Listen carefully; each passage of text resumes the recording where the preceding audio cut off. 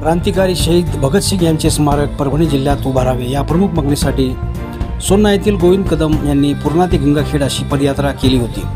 आज त्या पदयात्रेचा समारोप पूर्णा येथे डॉक्टर बाबासाहेब आंबेडकर पुतळ्यासमोर करण्यात आला। यावेळी वंचित बहुजन आघाडीचे युवा जिल्हाध्यक्ष तुषार गायकवाड यांनी त्यांचा सत्कार करून आंदोलनाला पाठिंबा दिला। काय म्हणाले तुषार गायकवाड पाहूया।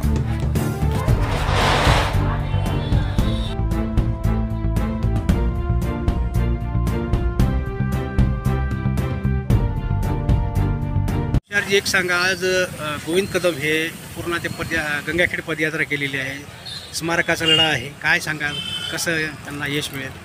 सगळ्यात पहिले मी या ठिकाणी गोविंद भाऊ कदम सामाजिक कार्यकर्ते आहेत, आमच्या पूर्ण तालुक्याचे भूमिपुत्र आहेत, यांचं मी सर्वप्रथम अभिनंदन करेन की आज त्यांना जे विचार सुचले की या देशासाठी ज्या महामानवांनी स्वतःचं बलिदान त्यागलं, हे देश आझाद करण्यासाठी ज्या महामानवानं त्याग केला आहे त्यापैकी एक भगतसिंग, आज शहीद भगतसिंग यांचा भव्य दिव्य स्मारक या जिल्ह्यामध्ये कोण्याही ठिकाणी करावे ही मागणी घेऊन आमचे गोविंद भाऊ अनेक दिवसापासून संघर्ष करत आहेत। काही दिवसापूर्वी त्यांनी उपोषण केलं, जवळपास 7 ते 8 दिवस बिना अन्ना पाण्याचे ते उपोषण करत राहिले। यानंतर त्यांचा दुसरं आंदोलन म्हणजे आज या ठिकाणी गंगाखेड मतदारसंघाची त्यानं पदयात्रा केली। आज जर महामानवाच्या स्मारकासाठी कुठेतरी जागा द्या आणि स्मारक उभं करा हे म्हणण्यासाठी जर आम्हाला आंदोलनं करावं लागत असतील तर मी समजतो की या जिल्ह्यातलं प्रशासन निकामी आहे। म्हणून माझी वंचित बहुजन आघाडीकडून मागणी असेल, गोविंद भाऊ कदम यांचं जे मागणी आहे या मागणीला प्रशासनानं या मागणीकडे कानाडोळा न करता ही मागणी लवकरात लवकर पूर्ण केली पाहिजे। गोविंद भाऊ कदम हे का स्वतःच्या घरासाठी निधी मागत नाही आहेत, तर एक आपल्या देशाचं ज्यांनी देशासाठी बलिदान दिलं अशा शहीद भगतसिंग यांचं स्मारक परभणी जिल्ह्यातल्या 9 तालुक्यापैकी कोण्याही तालुक्यामध्ये किंवा परभणी जिल्ह्यामध्ये आपण कोण्याही ठिकाणी स्मारक करावं ही मागणी घेऊन ते आज यांनी पदयात्रा केली। यांचं स्वागत आम्ही आज या पूर्ण तालुक्यामध्ये वंचित बहुजन आघाडीच्या वतीने केलं आहे। भविष्यातल्या त्यांच्या आंदोलनामध्ये वंचित बहुजन आघाडी कठोर भूमिका घेऊन त्यांच्यासोबत खांद्याला खांदा लावून वंचित बहुजन आघाडी काम करेल आणि लवकरात लवकर मी या ठिकाणच्या जिल्हाधिकाऱ्यांना भेटून गोविंद भाऊ कदम यांची मागणी जिल्हाधिकाऱ्याच्या दरबारी मांडणार आहे आणि या मागणीला यश 100% वंचित बहुजन आघाडी मिळवून दिल्याशिवाय शांत राहणार। कदम, तालुका पूर्णा, जिल्हा परभणी, मूळ गाव माझं सोन्ना। माझ्या सोन्ना गावी 7 दिवसाचं मी अन्नत्याग उपोषण केलं आणि ते झाल्याच्या नंतर मला असं वाटलं की आता गपची बसण्यापेक्षा आपण पुन्हा आपली चळवळ चालू करावं। सोन्ना, नरापूर, गौर आणि तारकस फाटा ते तारकळस, पालम, गंगाखेड माझी ही पदयात्रा निघाली दिनांक 18 वार सोमवार रोजी आणि आज दिनांक 20 तारीख आज पूर्णमधीचा समारोप होत आहे। तुम्हाला एकच शासनाला म्हणायचं आहे, भारत भाग्य विधाता क्रांतिकारी भगतसिंग यांचे भव्यदिव्य स्मारक व्हावे आणि होणार।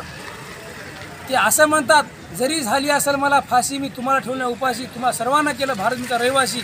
ज्यांनी माझी रहिवासी म्हणून ओळख करून दिली आणि शहीदांचे राजा म्हणून ओळखले जाणारे भगतसिंग जर आज कुठेतरी दिसत नाहीत, हे मला देशाचं दुर्दैव वाटतंय।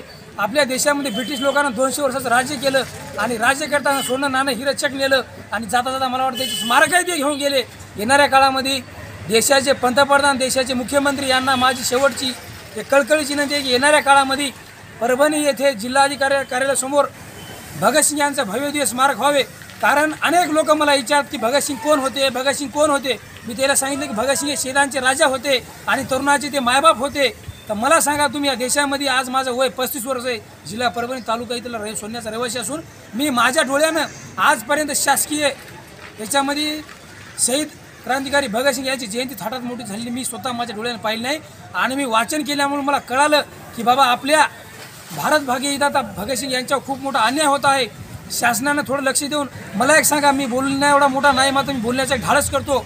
आपल्या देशामध्ये परकीय देशाचे लोक येऊन आपल्या देशामध्ये हल्ले करतात आणि त्या हल्ले करणाऱ्या लोकांवर जर हे शासन 16 कोटी रुपये खर्च करीत असेल, तर येणाऱ्या काळामध्ये भगतसिंगवर येणं जर नाही खर्च केला तर येणाऱ्या काळामध्ये माझी पदयात्रा मूळ सोन्ना गावी ते मंत्रालयापर्यंत मी पायानं जाईल अशी अपेक्षा ठेवतो। मला सांगा, तुम्ही देशाचं नागरिक मला ते न केलं, प्रत्येकाला चांगलं प्रेम दिलं आणि त्याच्याच जर स्मारकासाठी जर मला अशी भीक मागावं लागत असेल तर येणाऱ्या काळामध्ये मी देशाचे पंतप्रधान असू या मुख्यमंत्री असू या आमदार असू या खासदार असो, मी त्याचा जाहीर निषेध करतो. आणि मला एकच सांगायचं आहे सरकारला शेवटी की बाबा तुम्ही एका टेररिस्टवर एखाद्या आतंकवाद्यावर जर तुम्ही 16 कोटी रुपये खर्च करता ह्या जेलातून त्या जेलमध्ये नेता आणि मला विचारता की तुम्ही भारत भागी येता आता भगतसिंग यांच्या स्मारकासाठी जागा कुठे आहे, तर मला ही समजात मोठी दुःखाची गोष्ट वाटते. कारण भारत माझा देश आहे, सारे भारतीय माझे बांधव आहेत आपणच म्हणतो. मग क्रांतिकारी भगतसिंग यांच्या स्मारकाला तुम्ही विरोध का करता? मला एक सांगा तुम्ही. भारत माता की जय हो.